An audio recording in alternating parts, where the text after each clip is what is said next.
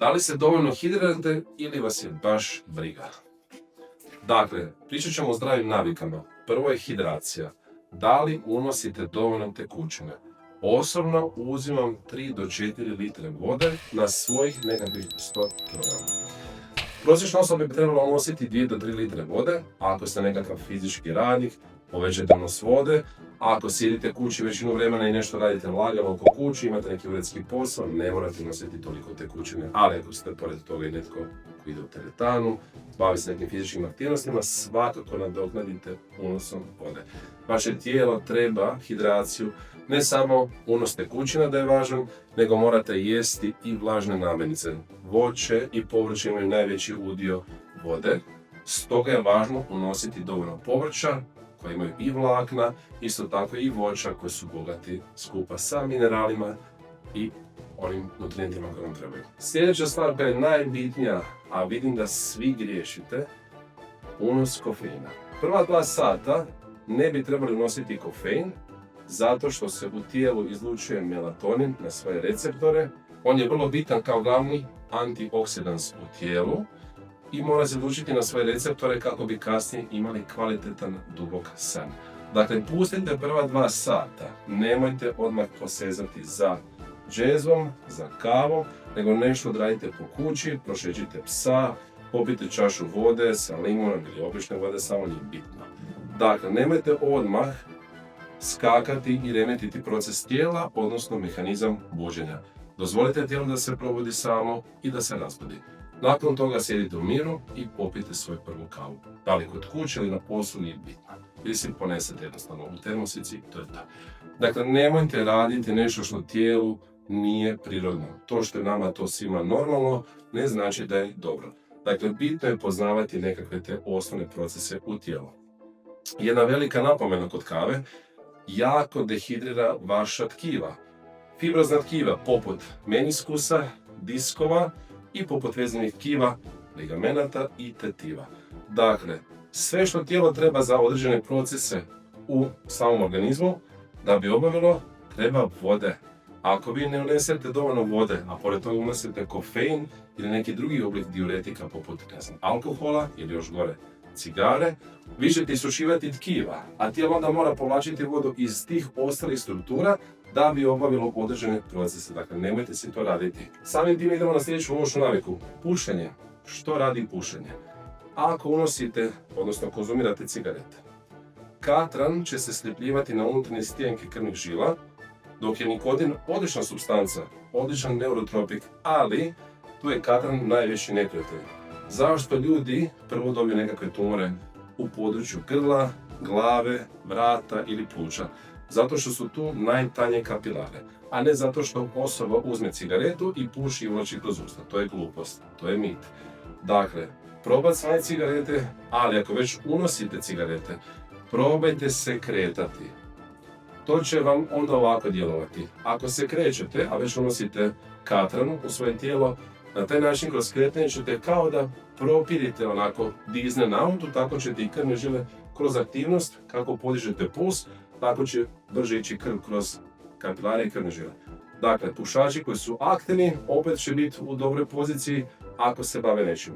Ali ako samo pušite, pijete nekakav alkohol i pijete kavu još pored toga, dosad kao da ste u pušnici i isušit će vam se tkiva. Sljedeća loša navika koju vidim da svi zapostavljaju je prehrana. Ona mora biti bogata bjelančevinama, dobrim ugljikohidratima i najvažnije esencijalnim zdravim masnoćama. Što bi bili izvori proteina? Meso, riba, jaja, mliječni proizvodi i whey protein, onaj prašak. Izvori ugljikohidrata, voće, povrće, zobene, riža, tjestenina, nekakav integralni kruh, nije ni važno. Bitno je samo da je složen ugljikohidrat. Dok jednostavne ugljikohidrate možemo unositi i za neke aktivnosti kako bi povratili što prije energiju. A masnoće, jedite jaja, jedite žumanke, jedite hladno prešana ulja, maslinovo ili lanjeno ulje najčešće. Isto tako imate orašaste plodove, kikiriki masas na primjer, znači imate izbora na pretek. Zdrava hrana nije problem da se konzumira. Problem je što smo mi navikli jesti nekakva jušna jela, pripremati, ne znam, jaja na žlici mast, isto tako pileća prsa i pritom mislimo da je to zdravo, a tu unesemo nepotrebno višak kalorija. Dakle, molim vas, ako želite dobre performanse i da vas manje nešto boli, da smanjite upalne procese u tijelu, to je poznati onaj CRP, protuupalni protein, nemojte jesti gluposti, nemojte jesti procesuirane namirnice, to će vam dodatno tražiti više vode iz samog organizma da povuče, da bi se te namirnice razgradile.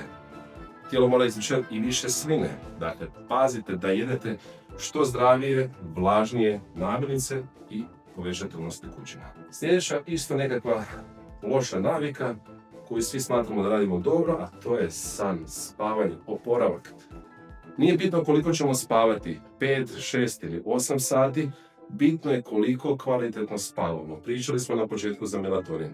Nemojte ga remetiti ujutro, pustite ga da se izluči na svoje receptore, jer ako presjećete taj proces ujutro, onda svakako morate izaći van na sunce i tamo će tijelo pokupiti kroz upijanje sunca taj melatonin. Dakle, možemo ga opet povratiti u funkciju, da vam pomogne tom snu, ali bolje je ujutro pustiti da samo tijelo to odradi, a kasnije, ako stignemo, super, još malo nakupiti melatonina, odlično.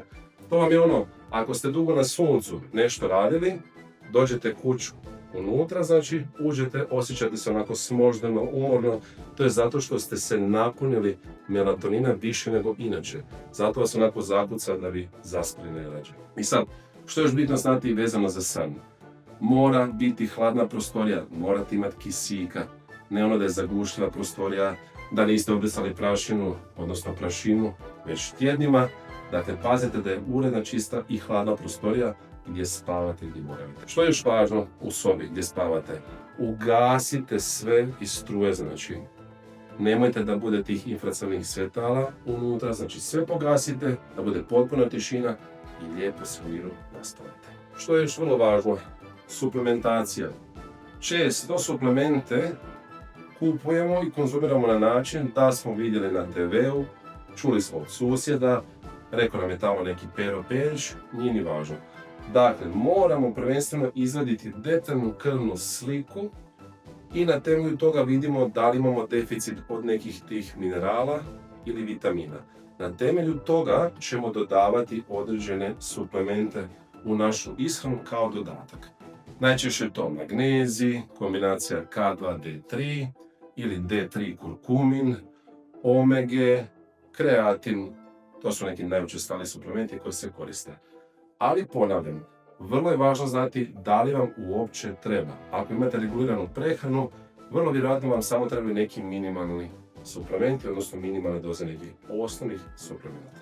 Ako ti se sviđa sadržaj, obavezno se pretplati na moj kanal, klikni na ovo zvonce da ti stigne obavijest kada izbacim novi video i molim te podrži me i lajkaj ovaj video.